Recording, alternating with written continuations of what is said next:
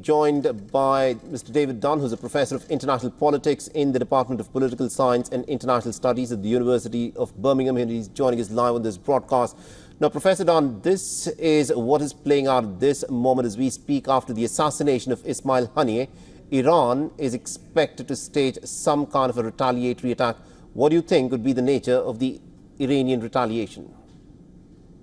Well, very worryingly this time, Iran has gone quiet in terms of trying to its engagements with the Americans and other regional allies. So unlike in previous occasions when the retaliations have been orchestrated and calibrated to avoid escalation, the concern this time is that this will be a much bigger attack.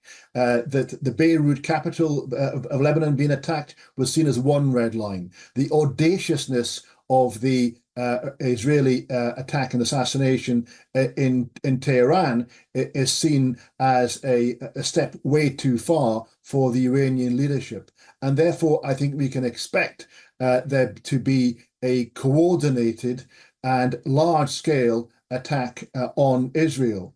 What Israel does either in response to that or an anticipation of that is open to question. And that's why the focus is on Lebanon and asking all Europeans and Americans to get out of there as soon as possible is an indication that, that Israel may strike Lebanon very hard.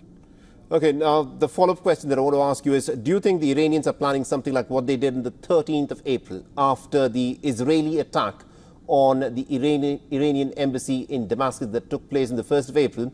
The Iranians carried out a large-scale missile and drone attack on the state of Israel. Do you think something like that is on the cards?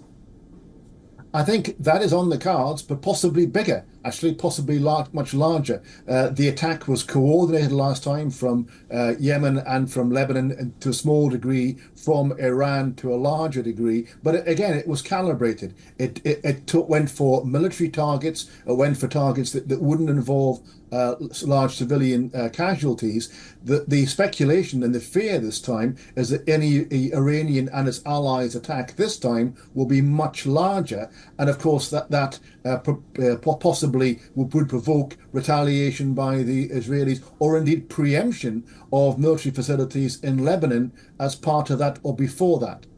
Now, the last time round when the Iranians carried out the attack on the state of Israel, the Americans had said that if Israel wants to retaliate to the Iranian attack, the Americans would not be a part of it.